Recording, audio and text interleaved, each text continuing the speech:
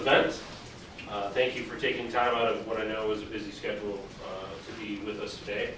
A couple of housekeeping duties. For those that are Twitter users, our hashtag for the event, the Fanning the Flames event, is FTF MSU. So it's a good way, if you want to go back and look at what some of the other events have been throughout the year, there's some good tidbits of information, good contact information. So, and if you're tweeting during the event, we welcome you to use that hashtag. Also coming up in December, on Thursday, December 12th, we have the last of the Fanning the Flames events for the year. It will be David Freyer from Broad Executive Development.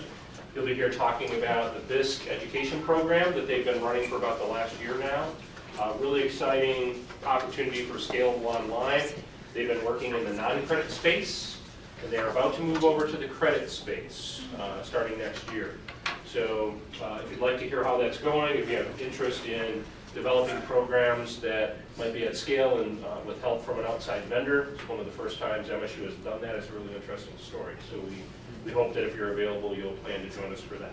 So without further ado, really excited to have Bob Hallbrunner and Julie Lindquist here with us today to talk about LiteracyCorp Michigan. We've been following this project for quite some time and working with Bob and Julie on several different projects. And I just think this is such an exciting project. So we're really glad we're able to be here with us today to see some of the latest and greatest stuff. Is this the first? Is this like an unveiling? Kind of, yeah. Yeah, really great. So you are in the elite. So welcome. And with that, Julie, thank you.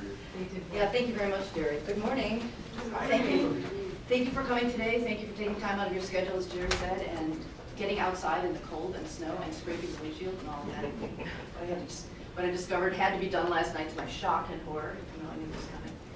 We have a lot of video to show you today.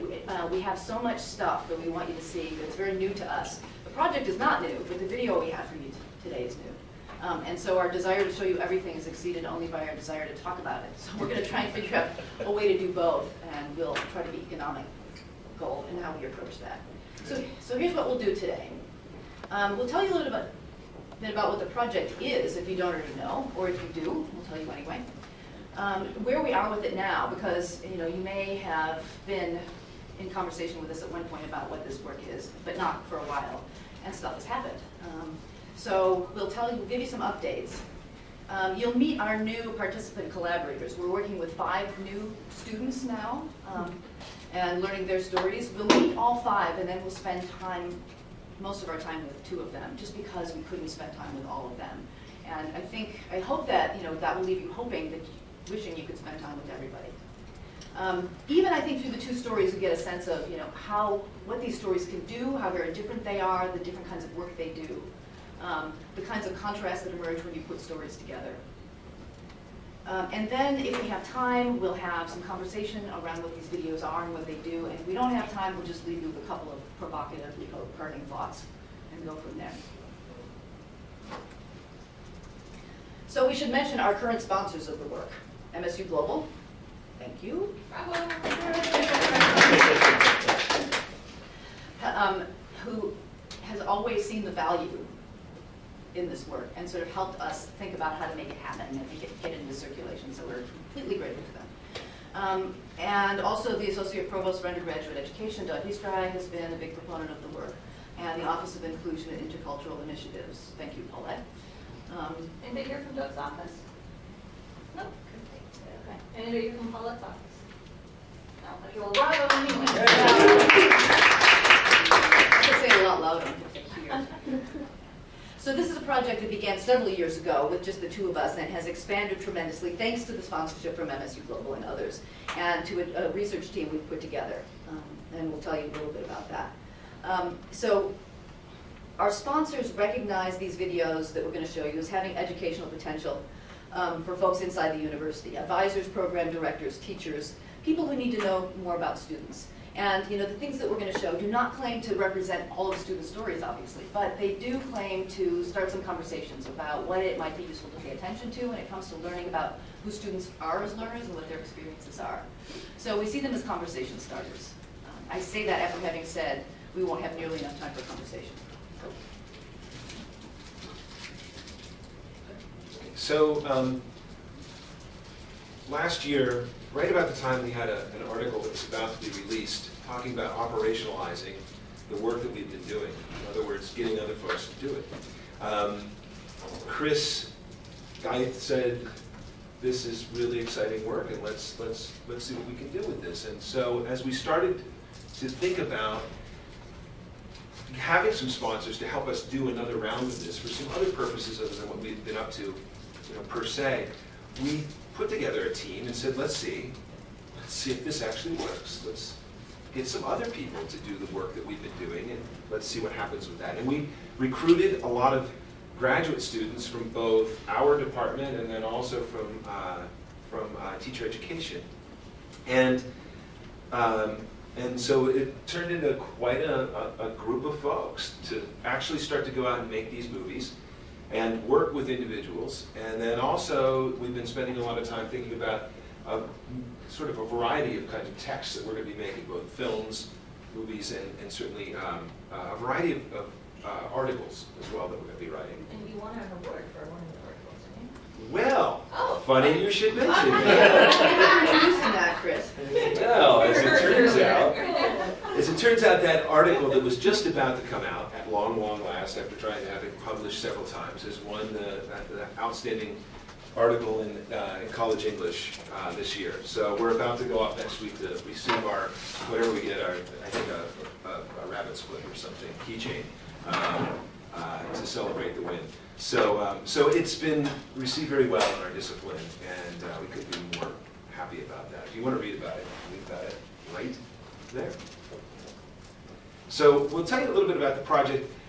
I want to get through this kind of quickly so that you guys, I think you're going to get it when you start to see the movies working. But a little bit about this is, as we started to imagine this, one of my favorite rhetorical theorists, Kenneth Burke, talks about dramatism, and he says, all of the ways that we can understand what makes people jump around essentially is in the 5 sort of categories of the drama. And scene really became an important thing for us as we started to imagine, if we want to go talk to students, where would we do that? And in doing that, how would it change the nature of the way that students would talk with us, a bunch of professors? And especially for students who are new to the university, what would it take to get them to talk with us in a way that we could actually maybe get to the stuff that we want to talk about, and that they would trust us enough to do so? And so we use this as our model for how to go about thinking about this. And really, honestly, the purpose thing also started to really change for us. Because as we started our project, we started thinking about literacy and how we could start to imagine literacy that was not literacy that we would necessarily recognize upon first glimpse, or even second or third. How could we come to understand literacy that we had very little familiarity with?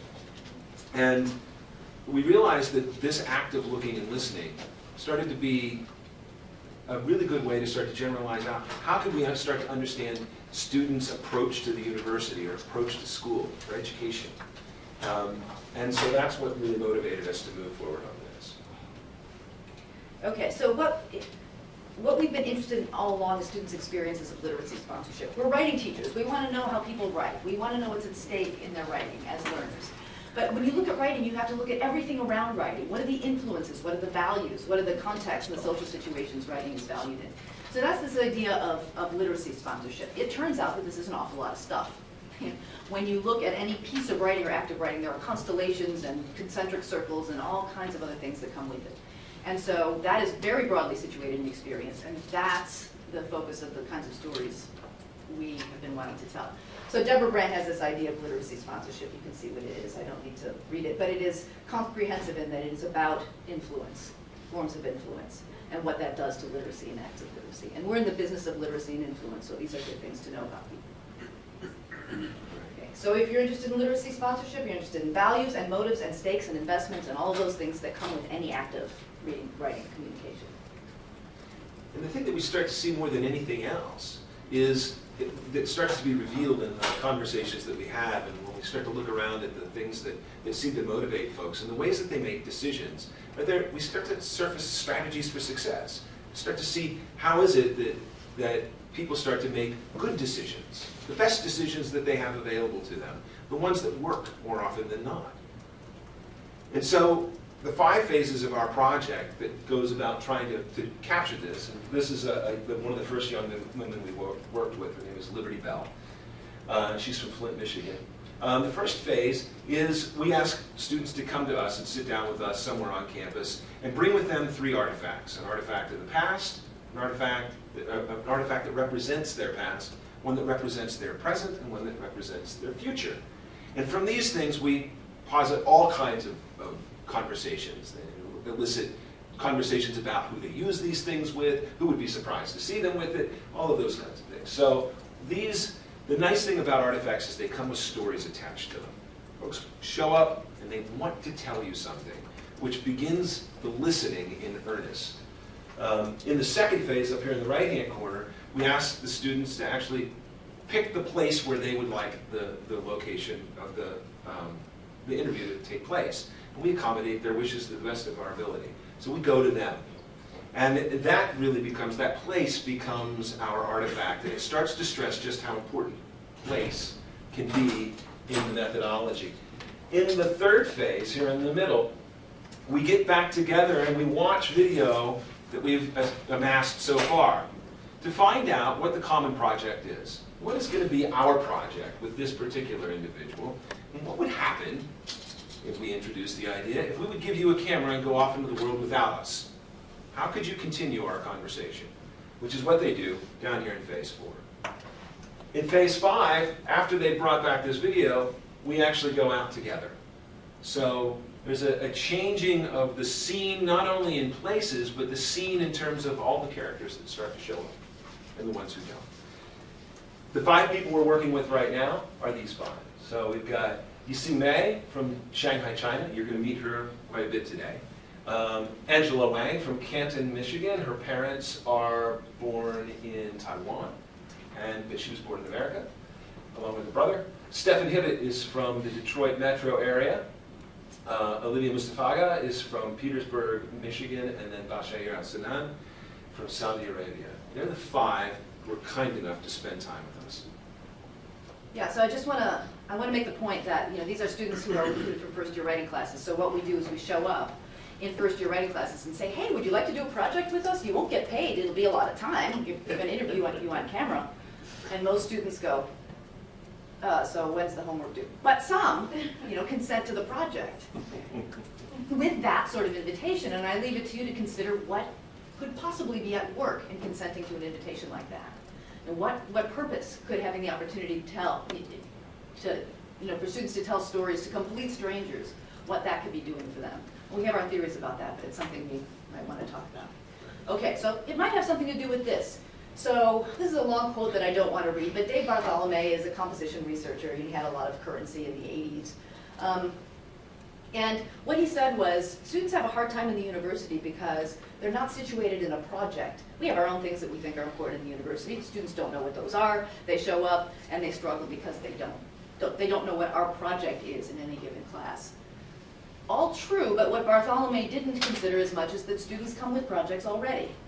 They have projects developed in their lives. They have goals and agendas and motives and ways of seeing things and all of these other things that are important to understand. So we see what we're doing as a kind of remediation of this idea. Yes, the university has its own projects and discourses and literacies, but students do too. And maybe that's a little bit harder to find out. Yeah. Okay.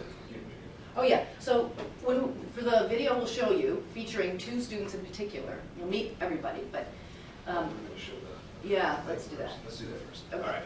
So before we ask you what the project is, let's actually get you to meet some of the folks that we're working with. So here will be a So very these are all 5.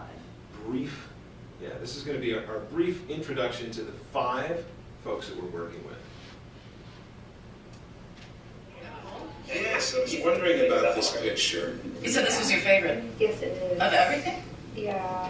This was one of mine too. I saw this and I wanted to hear the story of it. Well, I was doing it for the scholarship that he's doing that pinata for. And they like funky pictures. So I started out drawing this boy, and then as I continued, I was like, well, it'd be really, really really cool if he was like half cyborg.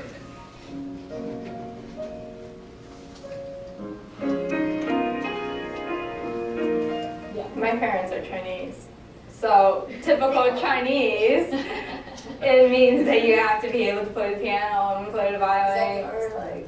So they're not atypical in that way? No, they're not. And I like, because I talk to a lot of people, I hear a lot of stories that they're first generation here, and it's a similar story. Same thing. So you could predict if you meet another person whose parents are Taiwanese immigrants, that they will have similar. Well, I mean, like, Asian immigrants, because their culture is so similar. It's hard to transition from their culture to American culture, and being raised in American culture, you see all your other friends be able to do all these things where their parents have no control, and most parents from the Asian culture are very controlling. Over here is the chicken coop. Yes, I have chickens, and there are a lot of them. Say hi, chickens. They're very, like they're not talking right now. They're kind of boring. So yeah, chickens. For 1 year of college, what do you think the opportunity to go to Michigan State has allowed you to do or taught you? It's definitely like it's broadened my mind since you come from such a small town. A lot of things are like one-sided, and so going to like a huge school like Michigan State, it like definitely opens up your like perspective of things. Can you think of anything in particular? Different ethnicities, Yeah. because there are not a lot of different ethnicities here. It's usually Caucasians and like, white people, I guess. So there's a lot of that here. So going to Michigan State, different cultures, different ethnicities, and things of that sort. Hi guys, today is Monday, April 15th. It was a really long day. I had a bowling class in the morning. I did really good in the bowling, by the way. Then I went to the help room, to the math help room, and I spent around 2 hours trying to finish up my homework. And then at 4 o'clock I had an exam, a physics exam. It was easy. And then my brother, was supposed to pick me up from the engineering building. And he texted me to get out. And once I got out, I saw a big surprise. He was driving my car. It's not a fully surprise. I chose the car, and what I knew is that the dealer is coming today to sign the papers, but I've been told that I can't get the car today because not all the papers are ready. The plate and the other stuff. Well, it's one of the best surprises in my life. Especially that women do not drive in Saudi.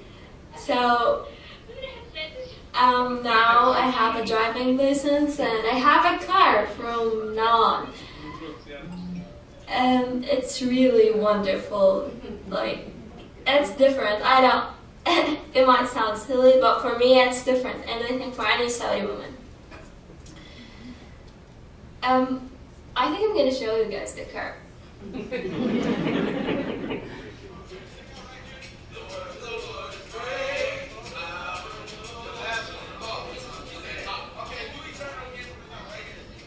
For a project that's really interested in literacy sponsorships and these sort of communities that happen on campus that maybe not everyone knows about, what have you found through music, and particularly with the gospel choir tonight, or in your time here at Michigan State, that has been so formative for you in finding yourself here at the university, or in finding yourself in life? It's just like with music creating the story. It helps. It helps. It's like a pathway. It just helps. Yeah. It doesn't necessarily make everything okay, or it doesn't necessarily, you know, soothe all of the hurt and all of the pain, but at the same time, it's an aid in the time that it's needed.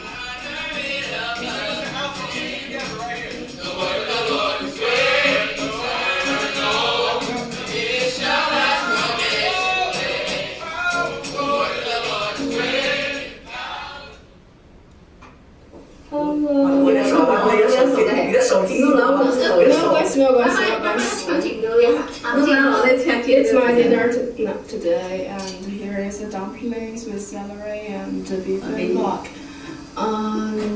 These are the dumplings made by my grandmother and my aunt, and some of them are made by myself.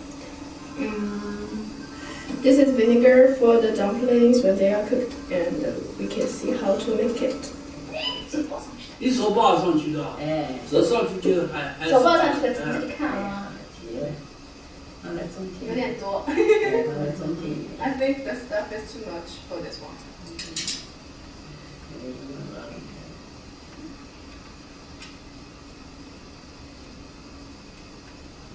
This is a job. The voice is coming from my brother.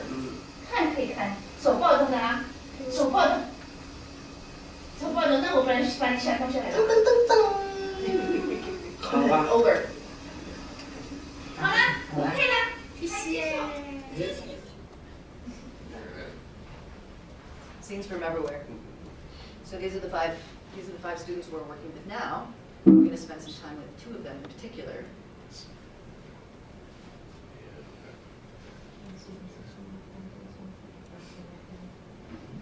What's that?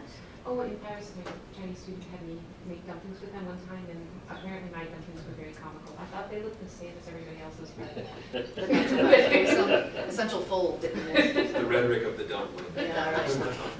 Serious stuff. So as you watch these, we have several pieces from each student. So as you watch them, these videos about Yushin Mei and Stephen Hibbett, ask yourself, what is the project here? If it's true, as we claimed, following Bartholomew, or against contra Bartholomew, that students have their own projects, and that these are important for them, and that we need to understand their modes and missions coming to the university. Ask yourself, what does that seem to be for each of these folks? Is it possible to say from what we have here so far? Well, if not, what else would you need to know? What is the student's project? Yeah. That's the invitation. Yeah, absolutely. Their life project, not their academic project. Right. Yeah, I think so. Yeah, that's a hard one to take a choice on, because I think it's both. Yeah, I think they wind up being both. Anyway, so let's take a look, and we sort of reverse engineered the first batch here. We're going to go backward in time, and then the second one will go forward in time. See if that makes any difference. So let's get shifting out, and here, and get rid of this. Yes. So now here will be May taking us to Napa Valley for her internship over the summer. Hello everyone, I'm going to plant tomato. It's my first time to try this in my life. So I'm very excited to it, and I don't want to mess it up. You'll be fine. So dig a hole in the middle. How deep should it go? Deep enough for that thing to fit in there, because it's all going to go in just the way it is. Is this deep enough? Try it and see. Put the tomato in.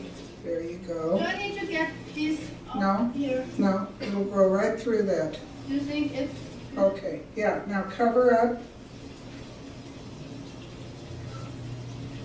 And then you tamp it down really good. Nice and hard. Bring more soil down there from the sides. There you go. Perfect.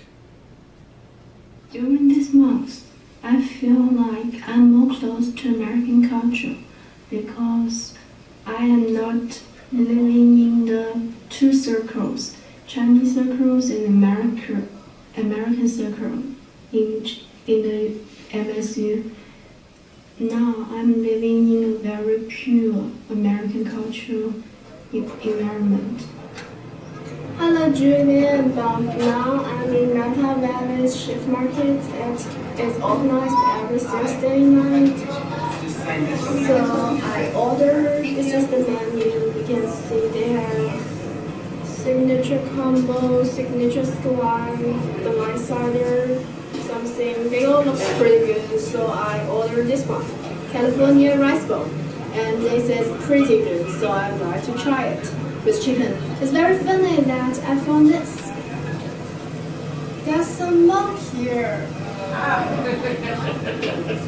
thinking of is it Western one or Chinese one? During this month, although it isn't easy, I fit here well. People like me, and I like them too. I appreciate their help to me, and I appreciate their attitude to me. For example, I went to a carry-out Italian restaurant. The woman in there, she asked me where I'm from. She's very wondering who I am, why I came to this city, and how did I get here? And I tell her all the answers, and she feels so surprised to see a Chinese young girl flew here by herself, doing internship here, and will go back to China soon. She feels my traveling is kind of magic for her as a woman working in that carrying out restaurant for all her life. And her sky may be just as big as the window of the carry-out restaurant. She didn't have too much time to explore the world out of that window. So for her, my experience is magic. I feel like it's not that kind of magic or different. I just go with the life. I'm wondering, what if I stay here longer, 2 months, 3 months, or a few years? Will people still treat me well, still like a guest, like a tourist? Or how will people treat me after a period of time?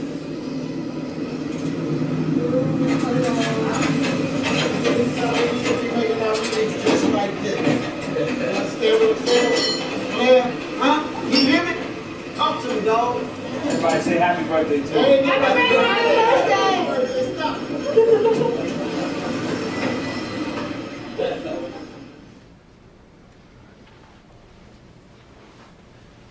So, before I move on to moving back in time for May, preparing to go to Napa, I will just show you one thing, because I can't help it do this. Is she a freshman or what when she made this? Yeah, so she's a sophomore, right? That was her second year here. Yeah. This is, see if you recognize anything here. During this month, I feel like I'm more close to American culture because There's the voiceover that she filmed in her bedroom, and that is the entire image of the video that she brought back. It's amazing how being thorough, looking through the footage, can deliver these wonderful little nuggets. That she had this wonderful articulate story that was the video.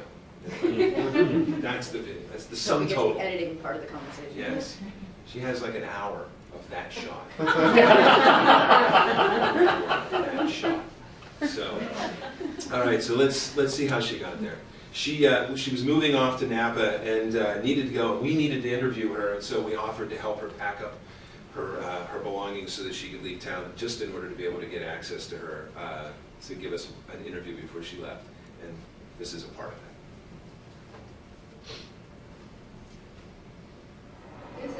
Pretty. Borrow my friend is not mine. I'm a little not as beautiful as this one. Are you taking it with you?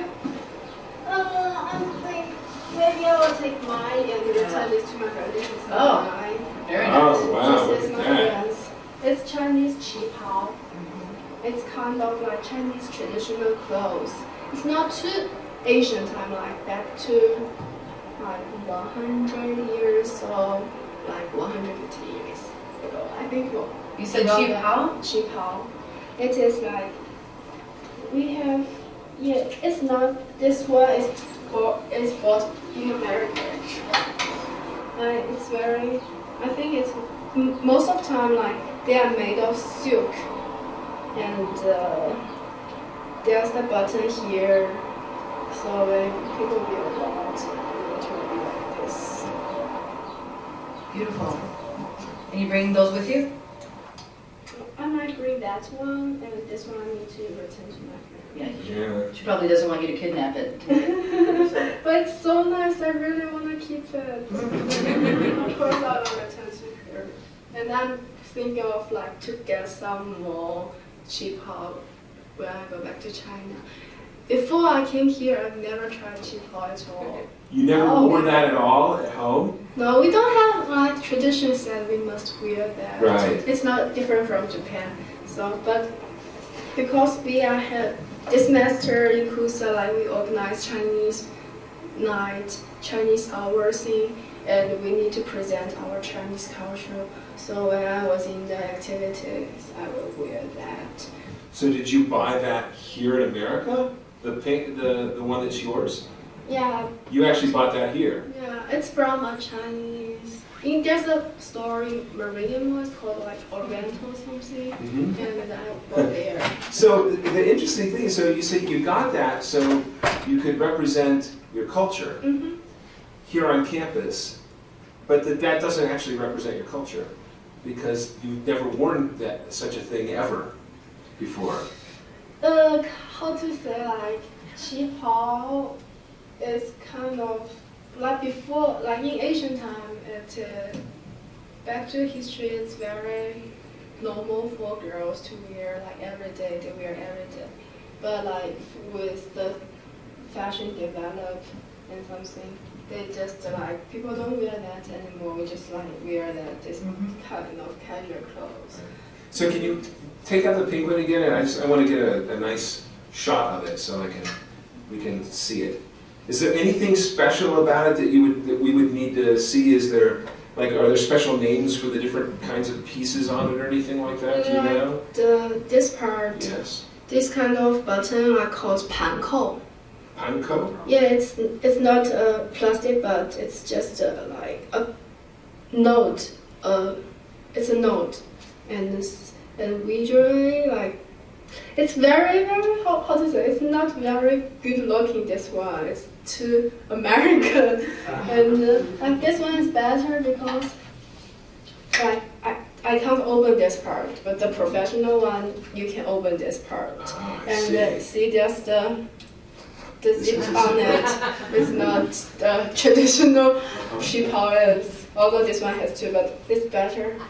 And so it's kind of like a button, but instead of it being a button, it's just a knot. Yeah, just a knot. A knot that then goes through the loop. That's really clever. And like this is kind of already like fashion one because it's short. It's only reach to me here. Right. But like traditional one, it will reach to your ankle. Oh, really? So both of these are. You would probably never see short versions of these in China. Like they also like have redesigned it, but the most traditional one, they are very long. Very long. It's beautiful. And this kind of flowers is more kind of Japanese style. Oh, really? Yeah. The print? The print. It's the how to say sakura in Japanese. Sakura? Sakura. I don't remember the English name of it. The pink flowers, and so it's kind of Chinese print, Japanese print, so they not combined together. That's an hybrid print. Yeah. And this print is kind of Chinese, Chinese traditional because it's bamboo. The bamboo and this logo, they are very traditional. Like in China, we have four very, how to say, outstanding flowers. There are bamboo, plum. Yeah, my last name. Uh-huh. Yeah. And 梅兰竹菊. Every flowers they stand for a kind of spirit. Like for bamboo, it's maybe for the like they are flexible, but they are strong too. Yeah. They are very easy to grow up. Mm-hmm. They don't need too much tradition for their growing environment. So now let's take one more step back with May. And this is our very first encounter with May. And I'm going to skip through some of this just in the interest of time.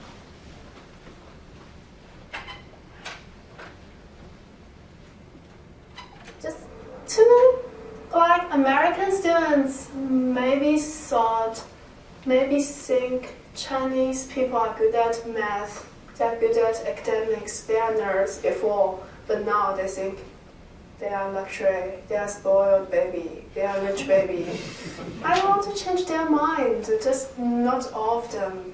Or even some rich babies can good at math as well.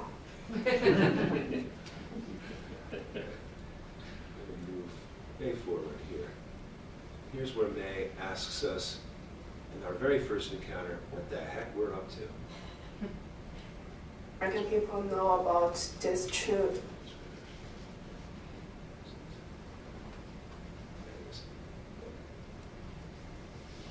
Can I ask you a question?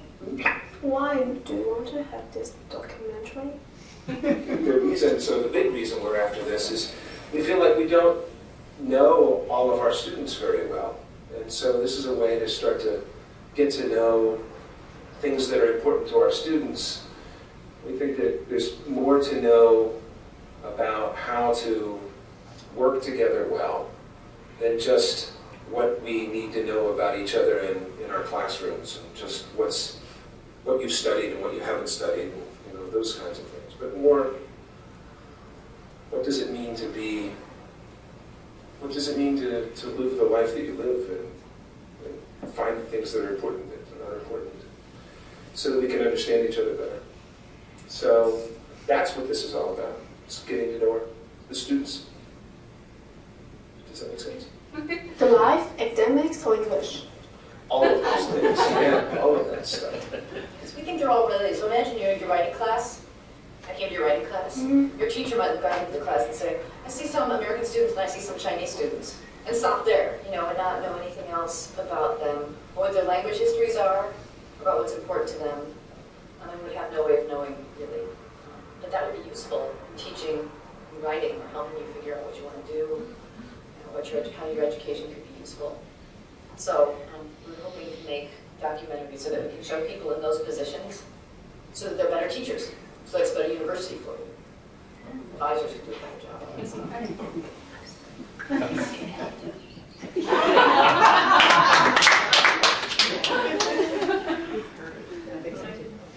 We only have about 300 hours of videotape with May, so there's only about 500 more projects to make out of this. So, but there's a place that we can start to imagine the question that we ask, what is May's project?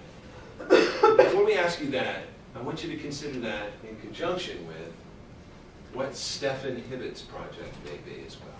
And so we're going to start with Stefan at the very beginning, from where we met him.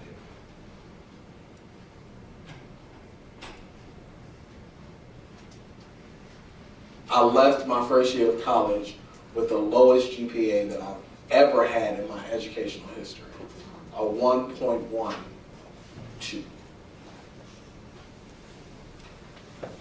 And then I'm in the UUD office like, well, there were, insinuating circumstances. My mom was sick at the time, and I used the partying as the outlet for, her being sick. But UUD was like, see ya. So now everybody is looking, like, putting me on this expectation, this pedestal, and it's like, you're the next big whatever, and now how do I go home and say, I got kicked out of school, guys? So not only did I stay in Lansing as, you know, someplace, you know, I couldn't go back home. But I was embarrassed, utterly ashamed that I got kicked out of college because I wasn't handling my business. Ultimately, I moved back home for about 1.5 years. Then when I got home, enrolled in classes at home, and then I was put on probation then. And then it clicked. It's not the schools, it's me. I'm the one. It's my fault. I had to own up to it now. Because I'm at home and everybody's like, yeah, how's your grades? Oh, your report card came in the mail. And now I'm on academic probation, not necessarily at a big teen university, but at a community college. What is that? So now I had to realize, I had to reprioritize some things. I had to do a self-reflection. Absolutely. I continually am raising my GPA up. I'm on extended final probation even now, but yet with this semester and the next semester, I should be off of it. I will be off of it. And then I can just keep trucking along, trying to raise my GPA up as much as I possibly can to try to at least get a 2.5, if that's possible, in like 4 semesters. To walk across the stage with a 2.5. Most of your friends, they go off to school too, or back home? Yeah. Most of them did. Most of them are back at home now with kids. So they went through, finished up, and now they're No, back? they didn't. Some of them didn't finish. Yeah. One friend, one of my good friends that I graduated with, she finished and got her nursing degree. My other, like, the crew that I used to roll with tough, they, like, one has 2 kids, one, you know, is just working. Actually, another friend of mine, she actually did finish because she came to state. So she did graduate. But, you know, she's working. You know, she can't find really a job that fits her degree. So, you know, she's working at like a minimum wage job or, you know, something to that sort. Because it's probably a choice that they had to end up making. Because I understand the reason why I went back home. I ran out of money. Couldn't find a job in enough time. Had to move out of my apartment. And I had to go home. Like, me asking my parents, you know, to put an apartment in their name, that was one thing that my mother said, I love you, baby, but I'm really not about to do that. In a whole nother city. So I made the conscientious decision to come back home, to go back home. And then when I came back home, then people were like, well, why are you back home? You know, I'm just taking a break, you know, surfacing it for those that really didn't need to know. But, you know, with my family, like, I had to be transparent, had to be open. So something that I had to develop on. Like, now I'm comfortable with talking about it because, I mean, I've seen it happen to other people. Like, because I felt secluded. I felt like, you know, I was by myself. I was the only person to get recessed. What? And then come to find out, like, my friends have gotten recessed 2 or 3 times, and I've only been recessed once. So it's never, like, it made me say, well, hey, it's not that bad. It's not the end of the road. What if you said, hey, Mom, I went and talked to a bunch of people today, I just met them, and I told them all about you? She's like, what'd you say? Like, that's crazy. Like, I hope it was all good, you know? That's the first thing, you know, what did you say, you know? But yeah. I bet she'd know you'd say good things. Yeah, she know. She'll probably just be pulling my chain just, you know, to figure out, you know, trying to figure out what I said, how I said it, you know. But she'll be fine. She'll be good with it. So that was a very small, our first conversation with Stefan went about nearly 2 hours. So that's a very small portion of it. But you'll see a little bit more of it here, because here you'll get to see Stefan reflecting on first experience as well. We have a couple more clips around this theme of family, so let's keep watching that. Okay. Help him trying to, figure out how to provide for his family. He's a great man, one of my best friends. And he's influenced me, that hustler ethic inside of me on how to, keep face when, you're down and you're trying in the back, behind the scenes, you're trying to figure out how to get something. And I've never seen my father work as hard as he has. This is why I'm working just as hard, so that I can be able to repay in some form of notion, in some form of, appreciative way to him and my mother.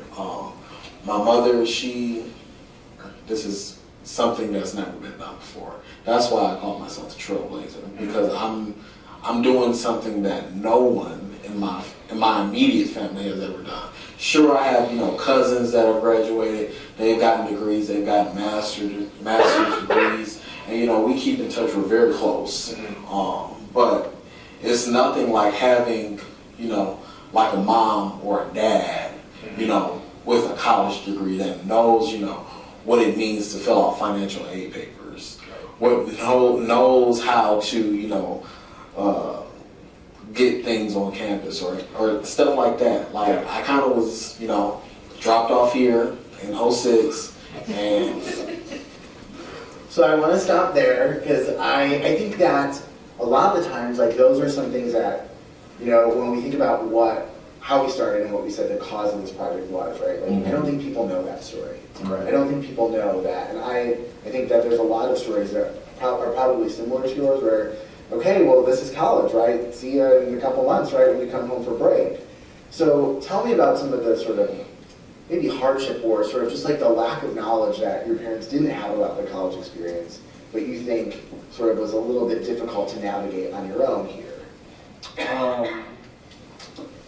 I would just have to say money would be the #1 issue that not just me, but every college student has to struggle with. Some might think they have it together, or they might have bank accounts and everything set up, and everything's good. But it's nothing like being on campus on a winter day, and you look and you find that you have like nothing to eat, and it's after meal hours on campus in the dorms. That's something that I feel that needs to be expressed more, even in high school. Like, this is how you balance a checkbook. This is how you, when you see a subsidized loan, know that the interest on this loan is going to, you see what I'm saying? Versus an unsubsidized loan, which means that the interest accrues as soon as you click accept on that bad boy. So it's a totally different ballgame when dealing with college. So it sort of seems like preparation on the part of the student, but also on the part of the family. Yep. So I love this line, and I saw you laugh, where you sort of described, though, that your dad was incredibly smart when it came to this sort of hustler ethic. Hustler ethic. Talk to me about what is hustler ethic? What is? It's doing what you have to do to survive. I know people, like even my own personal friends. One of my friends, Carolyn, she does hair, and that's her hustle. And she does hair good. You see what I'm saying? And it's almost to say, like, what gift do I have that I can necessarily, share with the people, but at the same time, get something back in return to help me, put gas in my car, or to help me, get something to eat. So that's the hustler ethic. It's knowing how, even when, you may not have an occupation at the time, knowing how to go out and pretty much sell yourself, not in a negative way, but in, promote, the gifts and the capabilities that you have inside of you. So with the hustler ethic in mind, here goes Stefan taking over the project.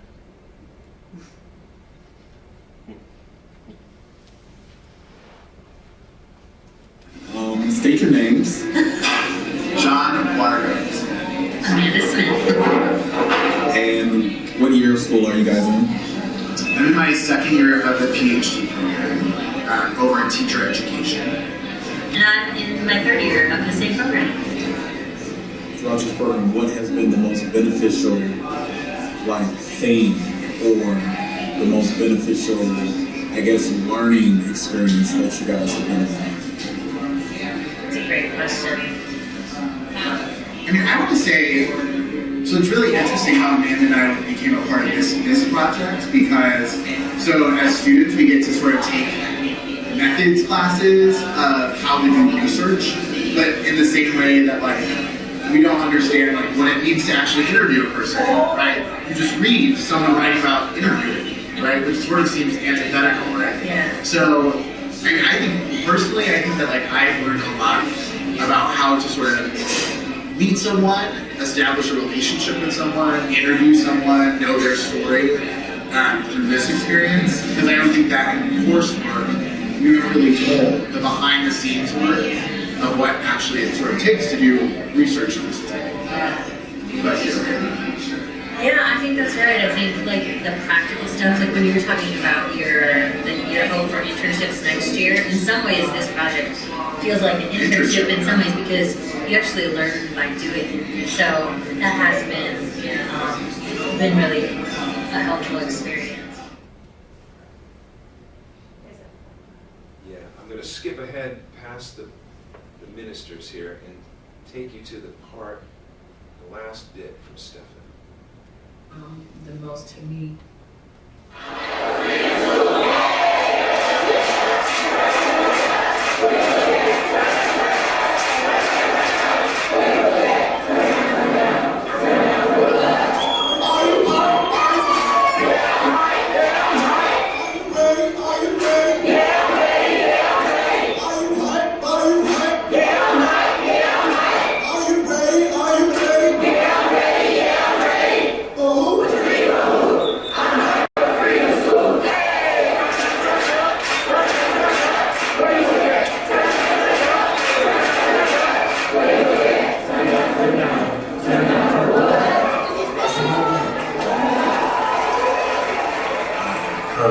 Just winding down for the night.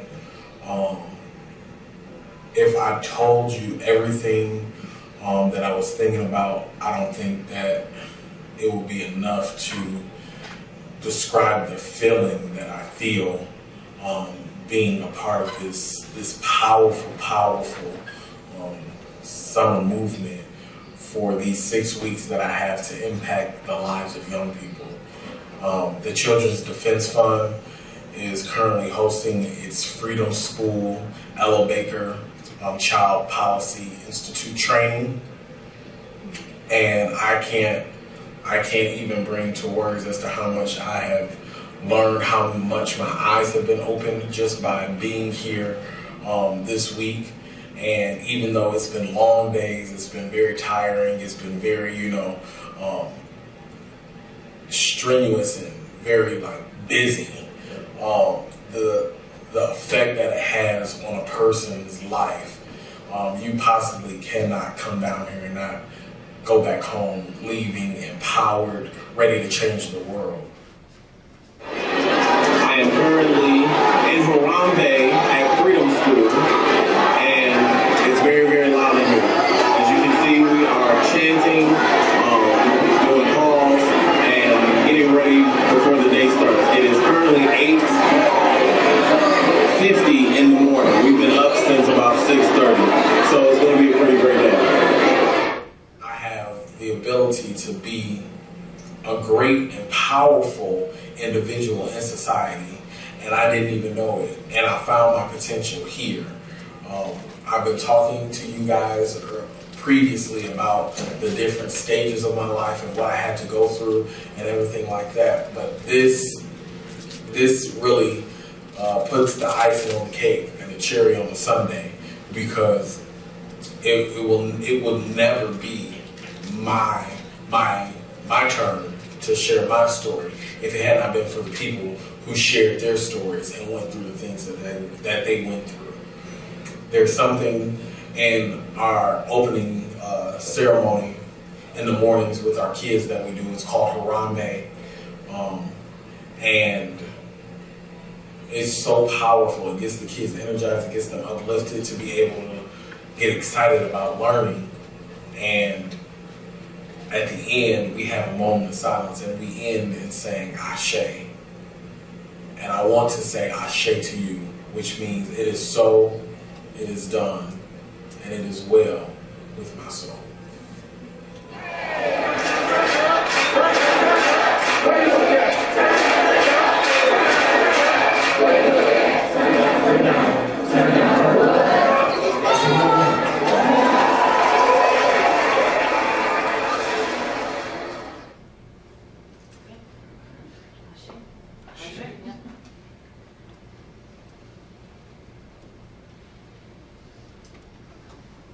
We have, what, 30 seconds for discussion?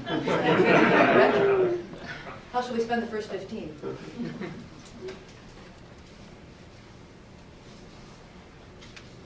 Were you able to get a sense of Stefan's and May's projects? Sounds right. I think May wants to be a world citizen, and I feel a tension in Stefan between being a trailblazer and us. He feels the need to keep his identity as a survivor, that he'll always have to survive, and he's drawn to go beyond that. That's how it feels to me. I agree with what you're saying, but I also feel like May really, really wants to be accepted on her merit. Not being Chinese, not being American, but being her own Chinese American person. She wants a lot of acceptance here, but she still had the two she calls it in the closet. Yeah. So there wasn't a total disconnect. That she bought in America. Yes, but she still bought it. Well, the one was borrowed.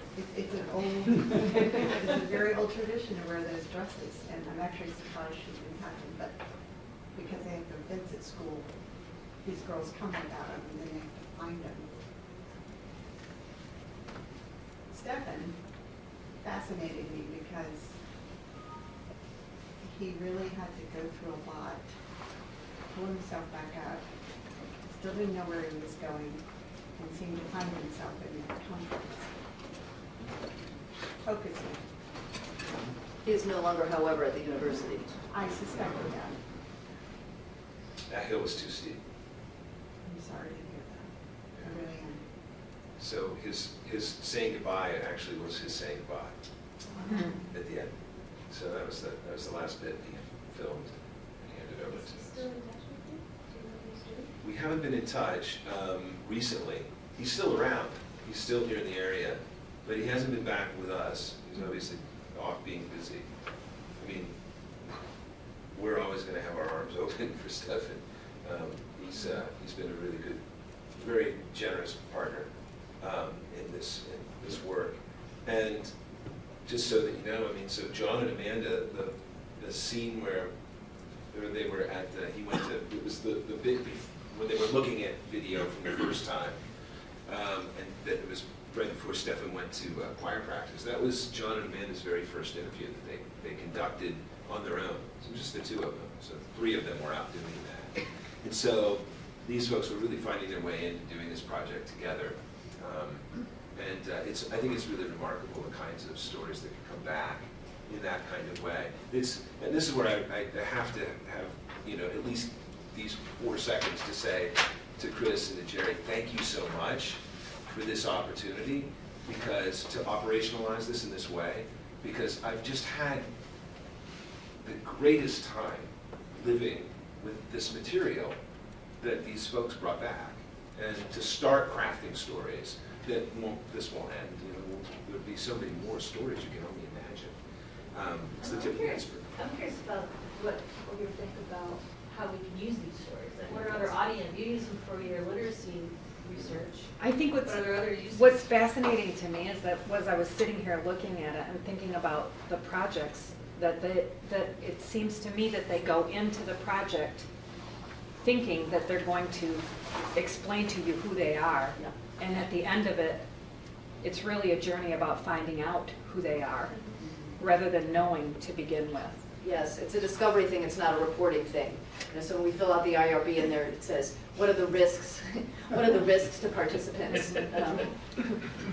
Self-knowledge, what are the benefits? See risks. I mean, it's not so yeah, I mean, we have a strong sense that it's sort of iterative in that way, and I think that's maybe what compels people to want to tell their stories, the sense of unfinishedness, the sense of wanting to invent. Does it affect you the same way? Do you find out different things about yourself by interviewing them? Yes. Oh, yes. Yeah, absolutely. It's one of the great benefits. Things like what? Like what you can share? Like things like what did you feel you found out in this experience? Well, what strikes me, well, it depends on what piece of it we're talking about, but what strikes me right now looking at these videos, especially in juxtaposition, so you dwell on someone's story and you feel like you have some sense of what it is, and then you put it next to somebody else's story, and then it becomes a different story. You know, so watching Stefan and May together is yet another thing. And so I'm sort of sitting here thinking, wow, Stefan is always sort of beholden and surrounded by other people. You know, he's carrying people, he's carrying legacies, he's trying to make good on these things that he has and trying to return that. And May may be doing the same thing, but what you see is her in isolation, you know, sort of off by herself, always trying to figure out who she is in this new scene. And those seem to be radically different experiences of coming to the university. So well, just from what occurs to me here is that kind of embeddedness in social scenes and where those scenes are and what that feels like for students and how we can support that. So how can these type of stories help educators here get a better grasp of their students?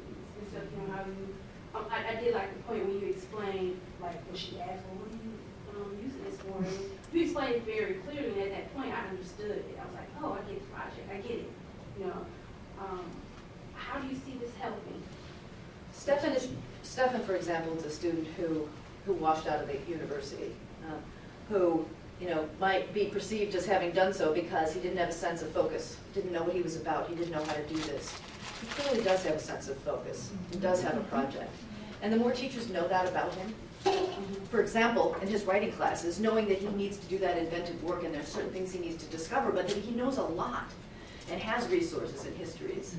And I think that can help teachers make good on what they can do for him. I think it can help advisors know what is at stake when they say, for example, you now need to get to a 2.5, and the kind of heavy lifting that is if you start out that far on the hole. Right, yeah, that's hard. And given the potential he obviously has, which is huge. The other thing that for me is there was a part where we said something about strategies for success, and that's that at some point it's obvious to Stefan, probably at the point when he's introducing himself back into the university by talking to us and describing this impossible hill that's in front of him, to try in 4 semesters to take a 1.12 to a 2.5 to graduate, you know, it's incredible. So, and I guess he came really close. But the thing that starts to, that really is the eye opener for me is what is competing for the hearts and minds and values of those students? Not just, are you doing the work or aren't you doing the work, but what is offering the better road for those students as we're trying to approach them and say, you need to knuckle down and do this. And Stefan, I think, paints a beautiful picture throughout an awful lot of stuff that we weren't able to show you, even in a little clip that we didn't have time to show today, of finding at his church, folks are saying, not only are you a good guy, you're a leader here, you have a future here. And then to go off to this event that you went to over the summer and find a way to say, this is my future, this is my destiny, this is what I'm going to do. This delivers, and you can see what it delivers and how amazingly different what it's delivering is from what he's being delivered at the university, and that is, I don't think so, Steph. I'd like to talk about May's kind of story. So it's like intercultural, some characteristic of how people in different cultures kind of communicate.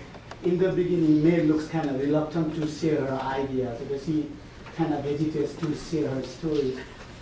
But finally, like you guys work so hard, and finally in the second and third page, she kind of opens up. So I read this on intercultural communication. So this is really hard to understand, intercultural communication, intercultural, let me say, international students in our writing classes. When we communicate, they do not want to be open. But once instructors kind of try to, okay, they should begin, okay, students don't do, because that's kind of different culture, like more like collective culture. So we should try our best, okay, to be kind of close. And after we break that, once I mentioned outer circle of intercultural communication and inner circle, if we can break outer circle, we can communicate with international students really, really well. And here I found that the theory is really translated into practice, and I can see that in me. Yeah, I mean, there's time. Time is inflexible in some ways. Some folks, it takes time. Relationships take time. Sometimes they happen quickly. But one of the things about the methodology of this that may be able to work in a classroom is the moves of come to us, let us come to you, let us try to figure out something together, show us, now let's work on something together. The idea of moving toward a partnership that is really based upon documentary theory, and that's really just the theory of listening. That's true. Being able to show up and listen long enough to say, what you tell me, we can make something out of that. What you have, we can do something with that. But we have to do something with it. We have to go to work on it. And so it becomes a project. It's more like crossing border. I think, yeah, I see that. And that kind of plays a really good role, okay, to communicate with international students or in our writing classes. Yeah, who are sometimes seen as not wanting to communicate. I don't see that as true of May particularly. She has some things to say. That's true, yeah, that's true. I want to be cognizant of time. It's about 10 after 12, so we'll just hit the pause button for a second. I'm sure Bump and Julie would love to chat with you further, but if you do need to move on to your next event, thank you. Let's give them a great round of applause.